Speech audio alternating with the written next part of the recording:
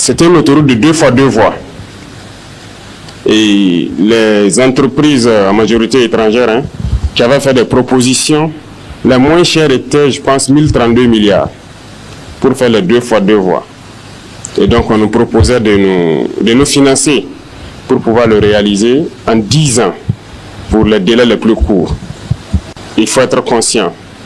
Pour nous condamner les générations qui ne sont même pas encore nées à des prêts de 50, 60 ans pour construire une autoroute de 2 fois 2 voies qui sera dépassée dans peu de temps. Lorsque nous avons voulu savoir si c'est 4 fois 2 voies, certains même se sont moqués de nous, certains entrepreneurs, ils n'y croient pas. Dans un tel pays, 4 fois 2, c'est pas raisonnable. Certains ont dit que ça devrait nous coûter plus de 3 000 milliards. Mais comme je dis, dans la révolution, c'est la responsabilité, c'est la conscience. On ne va pas rentrer dans ces schémas. Voilà pourquoi nous avons décidé de le faire nous-mêmes. Parce que nous avons confiance en nos jeunes ingénieurs, nous avons confiance au potentiel des Burkinabés.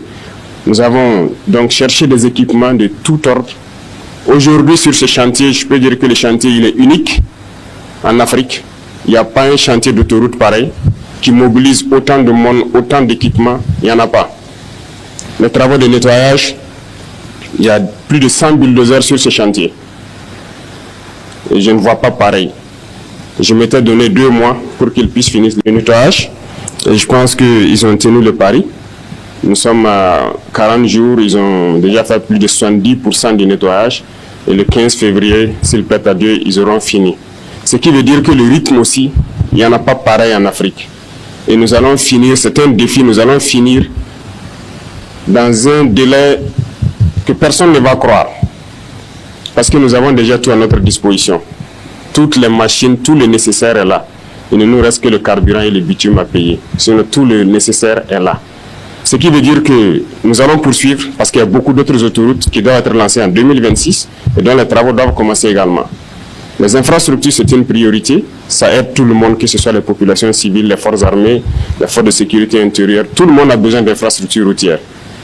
C'est pour dire qu'il faut se concentrer sur ces acquis-là, voir qu'est-ce que nous avons pu réaliser